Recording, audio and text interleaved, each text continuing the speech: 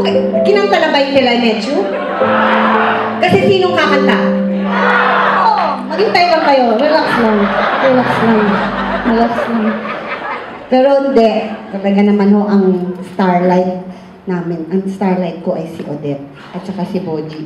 Kasi kung wala ho sila, wala akong mga kanta. But, ginawa ho namin yung Americana Made in the Philippines. Sino nakanood mo? Ayan, 4. Okay. Tamang-tama. Pwede ko kantahin yung mga kanta galing doon. Alright. At least mukhang bago. Alright. Okay.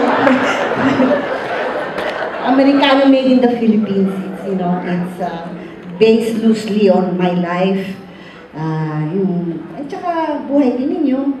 Tayong mga hindi dito sa Amerika who wants to, you know, may American dream tayo. We want to get that American dream, di ba? We all have our reasons for coming to America. By the way, mga 2 hours ho ako dito. Sige, ka lang.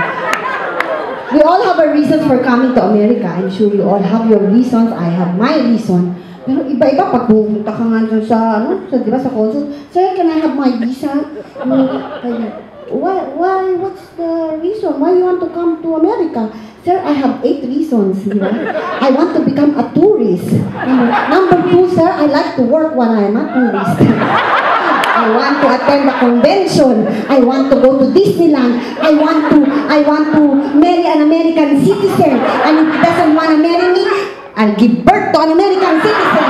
Diba? Like that. But here in America, see, I did everything dito lang sa Amerika. Pag andito ka na, no? Hirap, gagawin mo lahat. Dito sa Amerika, ginagawa ko lahat. Nagluluto ako, diba? Nasa telepono ako, karga-karga ko ang baby ko, naglalampaso ako, tapos hinahalikan ko pa mister ko.